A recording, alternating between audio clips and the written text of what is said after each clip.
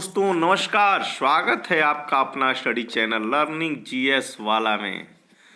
दोस्तों इस समय हम एनसीईआरटी सार संग्रह का सेशन चला रहे हैं, जिसके क्रम में आज हम शैव एवं भागवत धर्म को कंप्लीट करेंगे, जहां से एक दो प्रश्न कंपटीशन में देखने को मिल जाते हैं। तो चलिए बिना समय गंवाए हम अपने आज के सेशन को कंप्लीट करते हैं। तो आप देख रहे हैं नयनार, प्रश्न की शुरुआत करते हैं। नयनार कौन थे? तो नयनार शैव उपासक संत को नयनार कहा जाता था। शैव उपासक संत। मत्तमयूर से क्या तात्पर्य है?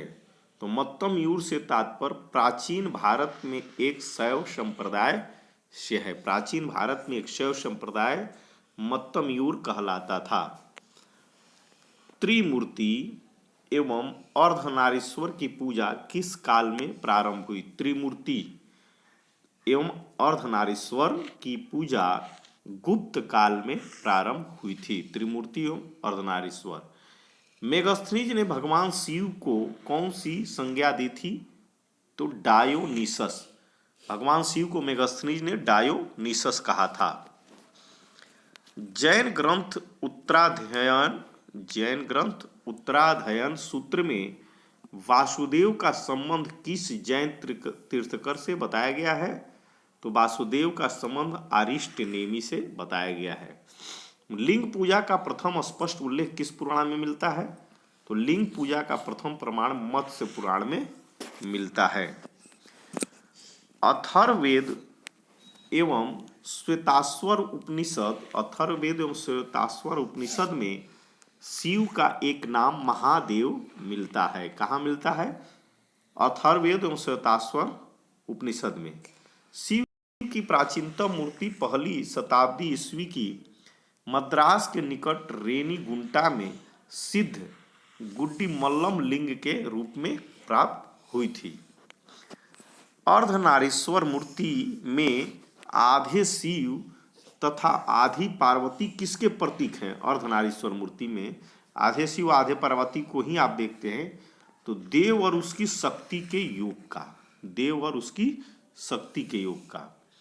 दक्षिण भारत में शैव आंदोलन में किसकी प्रमुख भूमिका थी? तो नयनार संतों की थी। नयनार संतों की संख्या कितनी थी? तो नयनार संतों की संख्या 63 थी। 63। नयनार संतों की संख्या 63 थी।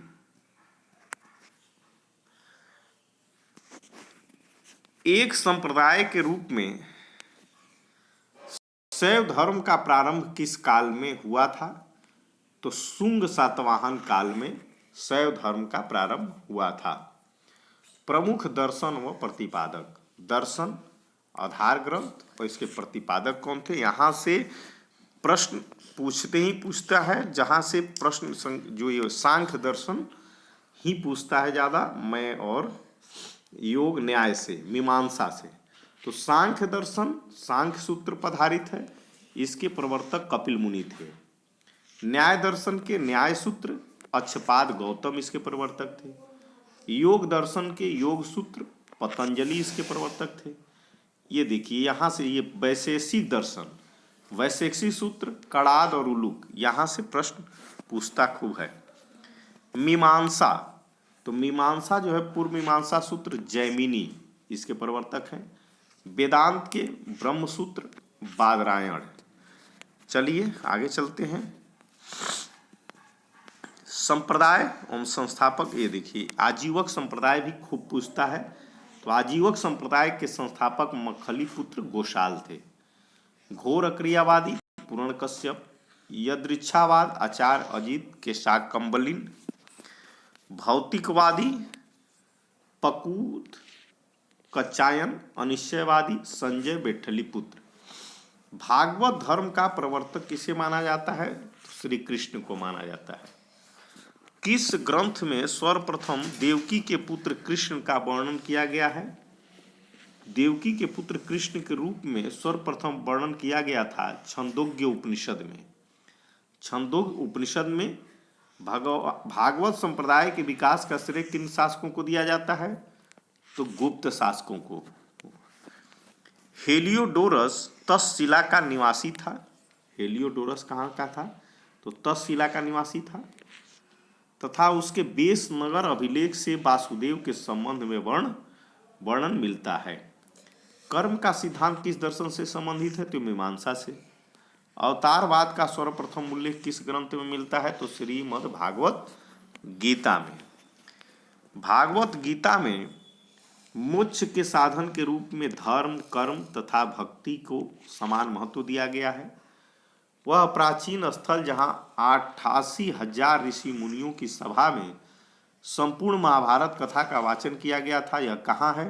तो नैमिषारण, सीतापुर, उत्तर प्रदेश में है। भागवत संप्रदायों में भक्ति के रूपों की संख्या कितनी है? तो नवधा भक्ति यानी कि 9। मेगास्थनीज ने कृष्ण को किस नाम से उल्लेखित किया है? तो हेराक्लीज के नाम से।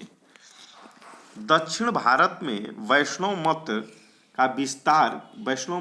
का विस्तार किसने किया? तो अलवार संतों ने और शैव मत का नयनार संतों ने।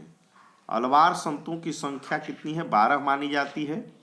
इन संतों में अंडाल नामक महिला संत का भी उल्लेख है, जिन्हें दक्षिण की मीरा कहा जाता है। दक्षिण की मीरा किसे कहा जाता है? तो अंडाल को।